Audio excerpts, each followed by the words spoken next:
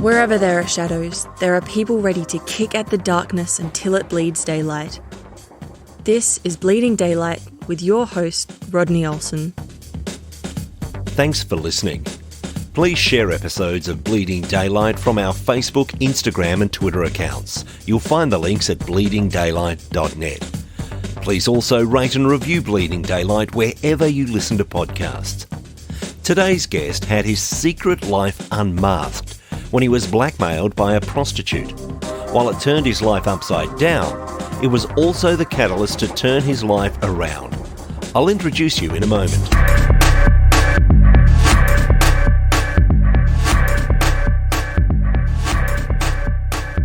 Neil Getzlow lived in two separate worlds, but when those two worlds collided, his life was in danger of being torn apart. As countries around the world began being changed by a pandemic in early 2020, Neil's life was turned upside down by the actions he took while on a business trip. He's a podcaster and author of the book Unmasked. He joins me on Bleeding Daylight today to share his story. Neil, thank you so much for your time. Yeah, thank you so much, Rodney, for having me on. I really appreciate it. There's a lot that I'd like to explore in your story, and much of what we're going to be talking about can be traced back to you as a 9-year-old or even younger. But before we go there, tell me about that business trip in February 2020. Yeah, and that's a memory that's sort of tattooed on my brain. I don't think I can ever forget it. And frankly, I shouldn't forget it, right? Because that is what set me off on this journey to redemption. February 2020, February 26th, actually, to be precise. I had gone to a business trip in Chicago, like so many other business trips that I'd been on over the course of my career and time with me being married to my wife. On this particular business trip, I did kind of what I would normally do on a business trip, and that is I suffered from sex addiction. That's how I medicated myself from the anxieties and depression that I was experiencing. I would seek out women on the internet to meet, and specifically, I would seek out prostitutes. That is exactly what I did on that fateful morning. I don't even know what triggered me to look that morning. It was a snowy morning in Chicago. I'd go out for a run, but like this addiction inside me, just there were moments where you just, like any drug, you just can't control it. And I had this urge. I needed this high. And so I found someone online, set up a meeting, went to that meeting at this person's hotel. When I got done with the meeting, there were 2 bedrooms in this hotel room, and the second bedroom door opened up, and out walks this giant man. I'm going to say 6'4", 6'5", 300 pounds. And compared to me, I look like definitely a tiny person next to him. And he was dressed in drag of all things. I saw he had a cell phone up in his left hand, and he holds up the cell phone, and it has my wife's contact information on it and her social media accounts. And he looks at me and says, "Neil, you're going to have to pay us more money or we're going to call your wife." Of course, the first thing I thought of was, and I put myself in a lot of dangerous and nasty situations before. When you're in this sort of autopilot mode, you don't think about the repercussions of what can happen. Finally, I'm starting to think about, okay, I may not walk out of this hotel room in one piece. And I don't want my wife to get a phone call saying, "Well, we found your husband. He was murdered in a hotel room at the hands of a prostitute." So I did whatever I could to get out of that room. About $900 later, I finally made it to the door. And as I got out of the room and was essentially sprinting toward the elevator, I hear the door open up back behind me, and they're yelling at me, "Hey, Neil, you're going to have to pay us more money or we're going to call your wife." But with that, the elevator doors opened, hopped on, got out. And this is why I called my book Unmasked, because I went about my day and nobody knew. You think, this is what I did my entire life. I hid all these, what I call sexual sins, behind this mask that I had. And all the people that I met on my business meetings that day had no idea. I made it home to Kansas City, and my wife, Amy, picked me up. She had no idea. This couple that I'd met in Chicago still hadn't called her. So as of Thursday night, February 26th, I'm thinking, all right, it was just a threat. They wanted to scare me. They got $900 out of me. Life goes on. I'm going to be able to keep this secret life. It's a risky situation, as you say, and you had put yourself in risky situations in the past. When you're doing this constantly, there surely are triggers. There are things that you notice that are not quite right. Were there things in this encounter leading into it that you thought, hang on, something's not right here? For me, and this is something that, again, this was an addiction I had been feeding for several years. So yeah, there are definitely some things you look for to protect yourself. Usually your gut will tell you whether it's a room you want to walk into or a situation you want to put yourself in. Now, I've got to be honest, if I'm being transparent here already, I'm going to have to continue to be transparent and say a lot of times I ignored my gut. And I think looking back on it now, I think the gut feeling I had was the feeling I was getting from God, but I typically ignored that gut feeling. But there was definitely a couple of big red flags. One was this person when I went to the hotel room, she wouldn't come downstairs to greet me, which is typically what happened, or would give me her hotel room where I could just come up and go right up to the room. She actually said, I'm going to put the key in the elevator and hit the lobby floor, and the elevator will come down, open up, and my room key will be there. You can grab it and come on up, which again, I thought, okay, that's kind of weird, but whatever, I'm on a mission. I'm going to do it. And then as I got into the room, she definitely was acting a little nervous, I guess. I would see her looking at her phone a lot. What I didn't realize until afterwards, and I started getting some text messages from this couple with some explicit pictures of me in compromising positions. She, in the middle of our encounter, was taking pictures. I look back now and it wasn't just a red flag. It was like a giant red alarm blaring as loud as it could possibly be. And yet I ignored it. And as you say, this is an addiction. So there's still something, despite all the dangers, despite the fact that you also knew that this addiction was leading you places that never satisfied, you were still driven to take part in these acts. Now, you say that you went home and you thought that's the last you'd hear about it, and yet you've just mentioned that they did get in touch with you. What transpired from there? When I had left their hotel room and headed back to sort of my other life, my real life, right, that everyone knew, they were sending me messages saying, you need to send us more money. And they sent a couple of pictures of me. So I knew they had proof. Again, I just kept thinking, they just want more money, obviously. They'll get bored. They'll move on to some other victim, and they will forget about me, and life will go on. This will be nothing but just a bad memory that I can shake off. Everything changed then on that following Sunday, March 1st, 2020, about 9:30 p.m. That's when my cell phone started blowing up again in text messages from this couple, and they said, you've got 15 minutes to pay us more money or we are going to call your wife. And again, then they sent me a picture of my wife's social media account, her cell phone number, and again, more pictures of me. All I could think of was, this is probably not the greatest response, but my response was, I'm just going to ignore it. They'll get bored. What good does it do if they call Amy? Because then they're not going to get any more money from me. I'm just trying to rationalize this in my broken brain. 15 minutes later, I could hear Amy's phone start blowing up in our upstairs bedroom, and I hear kind of this muffled sounds of a conversation, and then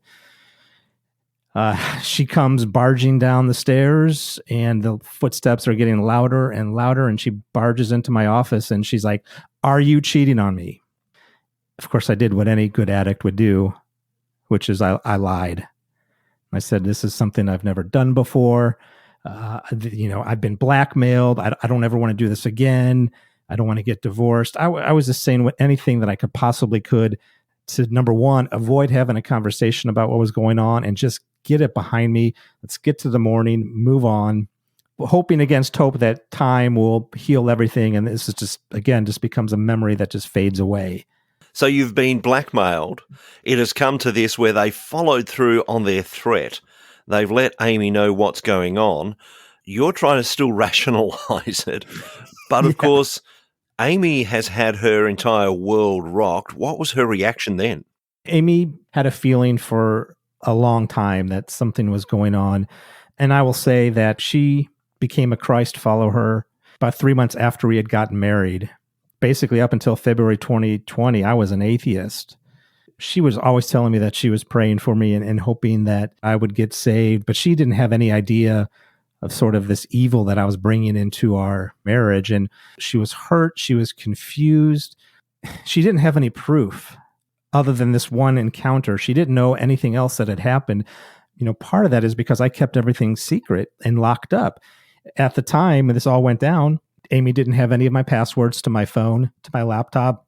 She couldn't see any of the messages I was sending. She didn't have access to all of my bank accounts. It was really a secret life. She didn't have any way to find out that there was this other layer underneath there. So it was very puzzling for her. She couldn't figure out where this behavior had come from, although she could feel it in her gut that something was off in our marriage.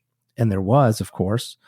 She needed more information before we could finally settle this and try to rebuild our marriage. But frankly, at that time, at the beginning of March 2020, I'd say I wasn't sure that there was going to be a marriage to save.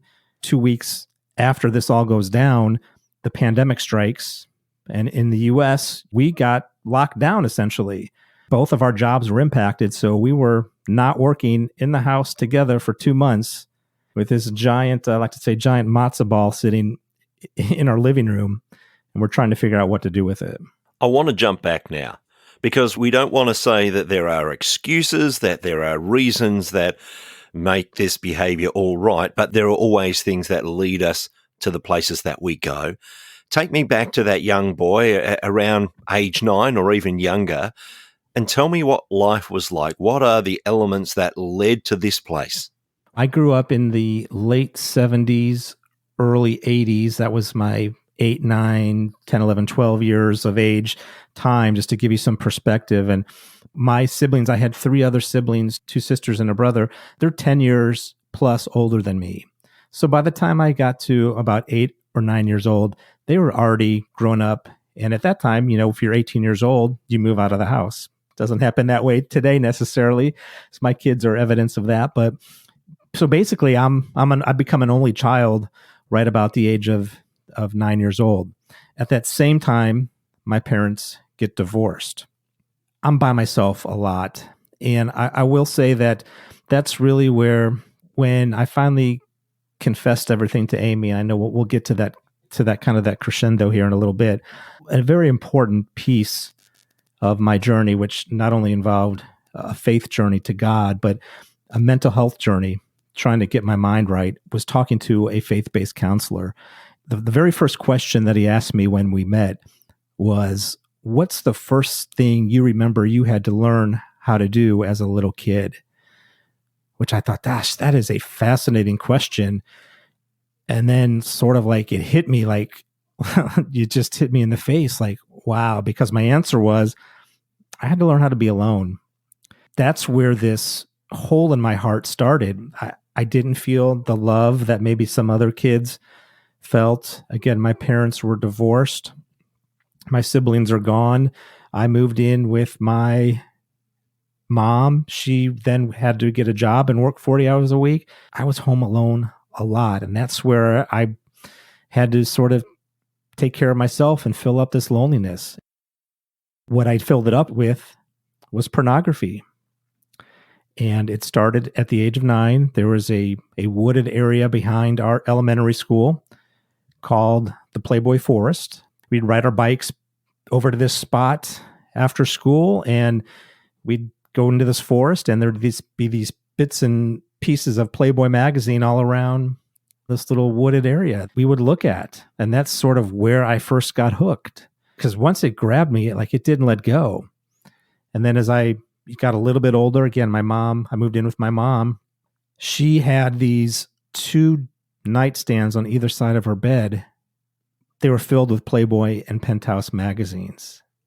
So here I am, a preteen. There's nobody looking after me. I'm alone. That's how I learned how to try to fill up my heart and try to not be alone, was through these magazines. what I didn't realize was the damage it was doing to me, how I viewed relationships growing up. And it was, again, it became a drug for me. And going back to the conversation I had with my counselor, it became a shame cycle. And so it would go something like, I'm feeling alone. Nobody loves me. I'm going to make myself feel better. So I'm going to look at this pornography.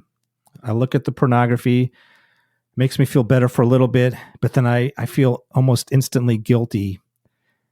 Oh, this is why I'm alone. This is why nobody loves me. And then the cycle just repeats itself over and over again. And it did it from that very first time that I started looking at porn. And it showed up in my life in many different ways over the course of the next 40 years. That's what led me to that hotel room in Chicago. Now, you're talking about this addiction starting early, and it's beginning to give this shame cycle where you think, no, this is wrong, and yet I keep going back to it. I'm wondering where that sense of shame, where that sense of wrong comes from, because what you're looking at are these glossy magazines made by these big corporate entities. Your mum has a stack of them, so that almost gives permission that this is okay. And more in our society, we hear people talking more openly about pornography as if this is okay. And yet there was something inside you that says, actually, no, it's not. Where do you think that struggle came from? Yeah, that's a great question. Because you are right. I think the way I looked at it was, this is just normal. This is what you do when you're a boy growing up. You're looking at these magazines. To give you an example, like I'd go over to almost any neighbor's house and play with, my friends. And then when we got done playing, the question would always go back to, okay, so where's your dad's porn stash? And we'd go rifling through this person's closet and we'd find the magazines. It was just a normal everyday occurrence. And then also think about the timing of this too. For me, the early 80s was the birth of cable TV in the US. So now all of a sudden, not only are we getting these magazine pictures, now we're getting live pictures in front of us through the videos on MTV, through these soft core movies on cable TV, on HBO and Showtime when they first came out. The way I look at it, I feel like my culture was seduced from me because all these images that are everywhere, that to make you think this is just normal. I knew that I was acting wrong, but how I was acting by looking at these images and then which led to this, like I said, it became a drug where soon the pornography itself wasn't enough. I needed more. And I'd graduate as I got older and had more money. I would graduate to, an adult theater or strip clubs. And again, just like any drug, that soon the high you would get from that wore off and you need something stronger. That's what led me to prostitution. It is just a gradual stair step into that world that I didn't realize what it was doing to me, what it was doing to my family, until I was staring at the edge of a cliff with a long way down. This addiction that you had already destroyed one marriage for you, and you must have thought, well, the pattern is just repeating. My parents divorced and now I'm divorced. Again, you fast forward to this time where you've been caught out. Amy has found out what's been going on, and you're trying over this 2-month period of being locked in a house together to come to some sort of resolution. Where do we go from here? It must have been difficult because the track in your mind is saying, this is how it always ends and it's going to be over. What actually happened? You would think once you've gotten blackmailed by a prostitute that might snap you out of whatever might be ailing you. But I truly believe this is an addiction that I just couldn't control. After about, I would say, 6 weeks post Chicago, and this would be the middle of April of 2020, and we were, I guess I would define our marriage as okay. Like, we didn't address it in the way we should have. Again, we just kind of pushed it to the side. We both were ignoring it, just hoping it would go away and would just be a one-time thing. But here we are 6 weeks later in the middle of a pandemic, no less. My addiction is flaring up and I'm feeling this overwhelming need that I've got to go. I'm having anxiety. There's depression that I suffered with in a severe way that was clouded my judgment, and I set up another appointment. I'm back in Kansas City now. I was texting another woman that I had an arrangement with, doing it all on my laptop, and I set up to go meet her and have this appointment. And here's what I like to say, that God decided to meet me, or should I say, to take a 2x4 to my head for the second time. So I leave the house, and as soon as I left the house, I knew Amy would jump on my computer and try to see what I was doing. That's why I don't leave the house at the time without locking down all of my devices, because I can't take the chance of having Amy discover what's going on. That's why it came as a great shock to me when, no more than 10 minutes after I had pulled out of the driveway and started to head to this meeting, that Amy starts texting me, and she's taking screenshots of this entire conversation that I had with this other woman on my computer. And I'm thinking, how is this possible? I locked my computer. I don't make that mistake. That's a rookie mistake. I just don't do that. I was incredulous. I turned around, came home. I don't even remember what I told Amy, to be honest. It was a bunch of nothing, a bunch of lies.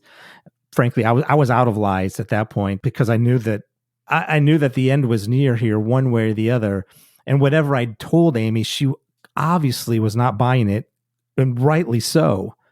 She had no reason to believe me. And when we got done talking, she told me, she's just like, Neil, the only way you're going to be able to save this marriage is if you ask God for help. And that's how we ended the conversation that night. And then the next morning, I woke up. Amy had already left the house to, collect her thoughts. And so I'm alone in bed. I'm thinking, well, this is probably about as good a time as any to pray, which I'd never done before in my life. Because again, going back to being an atheist, but I prayed, and I just said, God, I don't know what's going on, but I have nowhere else to go. I need help. I can't stop this, whatever is ailing me. And if you've got help out there, just give me a sign that help is out there, and I'll take the lifeline. And as soon as I ended that prayer, the garage door opens up, and it was Amy. And I really believe that Amy is the absolute key to this whole story. Without her part of it, there is no happy ending. And there is a happy ending to this, but there's still a little bit more of a dark side to get through before that happens. Amy comes home from where she was. I told her that that I prayed, and that I want to work on our marriage. For the first time, I finally meant it.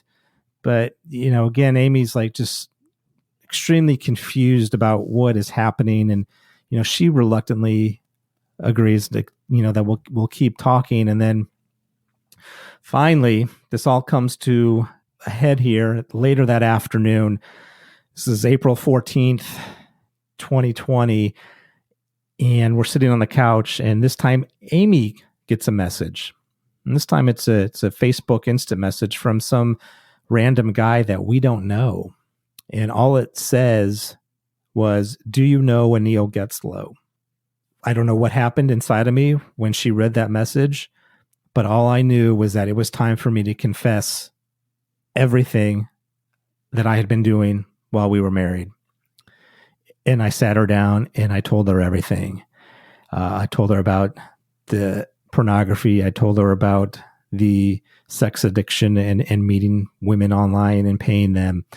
I felt like I was throwing up all over the floor of the marriage. Like it's, you could feel when you're about to get sick, it starts to bubble up in your stomach, and it just comes up your throat, gets to your mouth, and you just let it go, and you can't stop it. And that's what happened when I finally confessed everything. And just like what happens after you get sick, I felt relieved.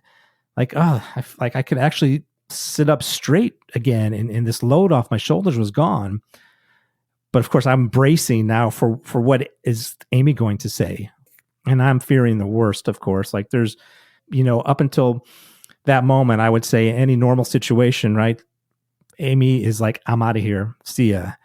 But she looked up at me, and she changed both of our lives, is what she said, because she said, Neil, Jesus forgave me for my sins. How can I not forgive you for yours? I forgive you. I still think about that moment, and just, it's hard to describe, because instantly, like the chains of addiction were broken. I just passed the 2-year mark of being pornography clean. And I have not been tempted to step outside of my marriage at all. I have a new life in Christ. Our marriage it took some work, a lot of work, and Amy's forgiveness didn't take any of the responsibility or accountability off of me. Far from it.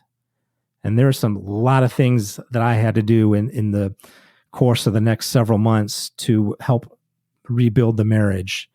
But we have rebuilt it, and our marriage is it's a marriage that I've always wanted. I'm grateful for the miracle God created in my life. I don't know how else to describe it. Now, the doubters would say that you've come to a point and you've just decided to turn over a new leaf and change. And yet we even saw that you were blackmailed by a prostitute and that didn't make you stop. In your mind, how did you manage to stop this almost lifelong addiction and just suddenly change what was happening? What was the change that came upon your life? For me, it started with faith, right? That's where I put my trust, was in God, and God set up a plan for me, but I had to walk those steps out. God wasn't going to do it for me. I had to take a lot of drastic measures to sort of reclaim my culture and get rid of that nonstop sex that is being pounded into my head, into everything that I was doing in my life. So immediately I gave Amy access to all of my digital devices, my cell phone, my laptop, all my passwords. She can see everything that I am doing from that moment going forward. So there's never a question. So I think that immediately was step one, trying to rebuild the trust. Step two was putting a location app on both of our phones, so we both know where each other are at all times. Of course, that was done primarily for her benefit, so she knew where I was at and could make sure that I was telling her the truth of where I was going and what I was doing. That helped. But then I was like, I'm not stopping. I'm doing more. I immediately canceled Netflix. I spent too much time wrapped up in the culture of this world. Got rid of Netflix. Got rid of cable TV. I cut all of my sports subscriptions. I will say, I know this sounds kind of crazy, but I was addicted to sports. And you're probably thinking, well, how are you addicted to sports? For me, like, sports was my identity. If my teams had a great week, I was on top of the world. That was because of my fandom. That's why my teams did so great. It was always, we did this, we did that. But if my teams lost, it ruined my mood. Like, I was just overly invested in sports. It became life and death. Frankly, it was an idol for me, but I had to eliminate that. I also eliminated going to the bars with my friends, because inevitably I'd go to the bars and watch sports and end up drinking, and that would lead into some of the other things that I was doing. Same with smoking marijuana. I think it's so interesting, the fact that all this went down in 2020, because the way I look at it, like, God said to me, I'm going to take away everything you love. I'm going to take away your porn. I'm going to take away your sex. I'm going to take away the sports you love because COVID's going on, and I'm taking that away. And I'm going to take away you going out with your friends and the alcohol and all that. What are you going to do now? You got a chance to reset your life. Are you going to do it? And that's what I've done. I've embraced it. And instead of filling up with what I would call the junk food of my life, I'm filling it up with healthy stuff.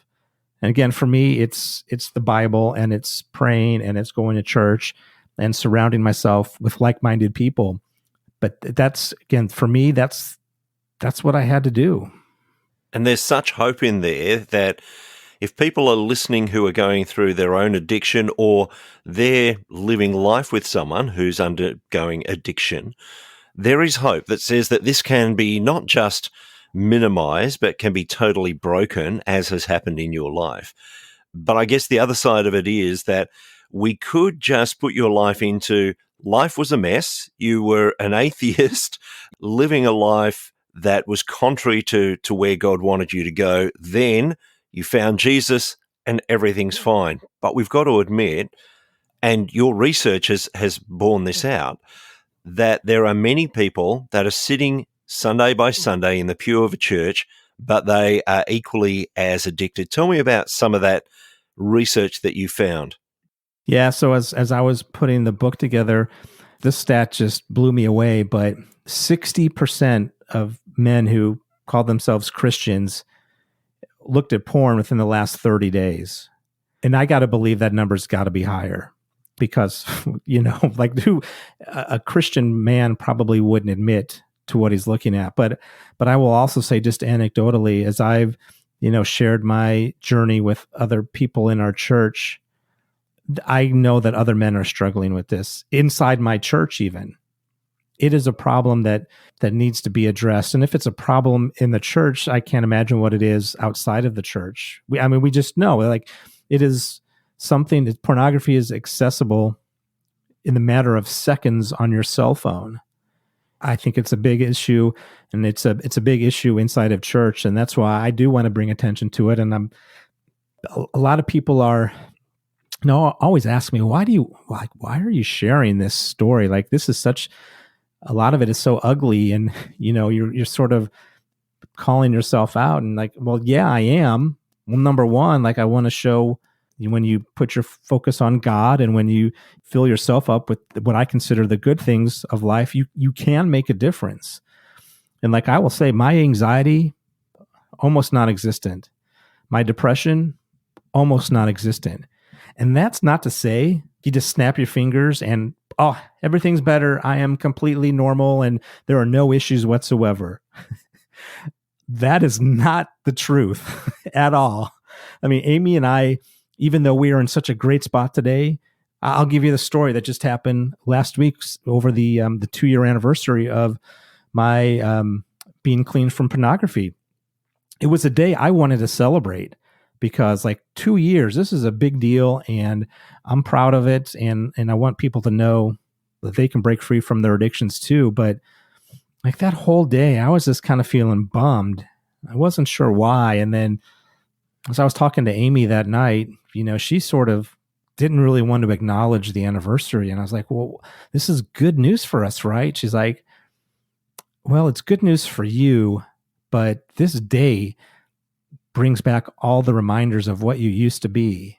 And it's not like she wants to look back at that, but what it shows me is that there's, we still have healing to do. Now, there are a lot of things in our life that are helping us do that. And I know we're just going to continue to get better and better, but it is hard work. You have to take accountability for your actions. And I know that COVID anxiety and depression is real. There are a lot of people out there. You can see the numbers in the media. Alcohol deaths are up. People are reporting more anxiety, more depression over the past 2 years. It's a real issue. And whether it's pornography, alcohol, drugs, whatever, people are trying to find ways to medicate themselves. My suggestion is, well, I medicated on it sounds kind of weird, but look, I turned my focus on God. That's how I found a new identity. And for me, that's what made all the difference. But I don't want to discount the mental health side of things. You also have to talk to a counselor if you're suffering those addictions or the anxieties. Like, don't be afraid to talk to someone about it. Find a close friend, find a professional, but talk about it. Don't hold it in, but find ways to break through. As people have started to read your book, Unmasked, what has been the response? What have people said to you? I think people are shocked. Number one, because all they saw was this nice guy, good father, good husband, hard worker. They didn't have any idea any of the stuff was lurking underneath. So I think people are shocked at first. I would say people are also encouraged by the fact that I was able to turn my life around and that Amy and my marriage was saved. That we just didn't give up on each other. And especially Amy didn't give up on me, even though I know that she had friends that were telling her that she probably should. So there's definitely some encouragement. And I know I've had several people from my church and even outside of my church who have told me directly that there's something that they're struggling with. It may not be as sinister as pornography, but they are struggling. And my journey's given them some hope. And that was really why Amy and I decided to write the book, honestly. We want to let people know that there is a way out from what you might be facing. You can turn your life around. Like you can turn your marriage around. It can happen, because if it can happen for us, my gosh, and we've faced some pretty dark times in that spring of 2020. But if we can find a way through that, then I know that there is a way for whatever other people might be experiencing as well. I love this story in that it's not just, as I say, it's not just turning over a new leaf of doing things differently, of cleaning up your act, but it is one of absolute transformation. It is transformation through the God that you serve, through what Jesus has done for you, and it has made that massive difference in your life. And I just love that. If people are listening and they want to get in touch, maybe there's some issues that they're trying to face and they just want to touch base or to buy the book Unmasked, where's the easiest place for people to find you? Yeah, if you just go to my website, neilgetzlow.com, and you can find links to my social media on there. You can find links to my podcast that I just started called Unmasked, surprisingly enough. And there's also a place you can email me as well if people have questions or just want to know how to move forward in a situation or just want to vent. Feel free to reach out to me there. And of course, you can buy my book through my website as well. You can also find the book on Amazon too. But I'll say if you buy the book off of my website, not only will you get an autographed copy, but Amy and I are also donating $5 from every book sold to Run to Stop It. That's an organization in Kansas City that is fighting to end human sex trafficking across the globe. So it's obviously an important issue for us that we are just very humbled and grateful and blessed that we're able to support in some small way. Neil, I will put links for people to find you and your book in the show notes at bleedingdaylight.net. But I want to say thank you so much for sharing your story. I want to thank you for your openness, for your honesty, and thank you for spending some time with us on Bleeding Daylight today. Thank you so much. I appreciate you giving me an opportunity to share my story. Thank you. Thank you for listening to Bleeding Daylight. Please help us to shine more light into the darkness by sharing this episode with others. For further details and more episodes, please visit bleedingdaylight.net.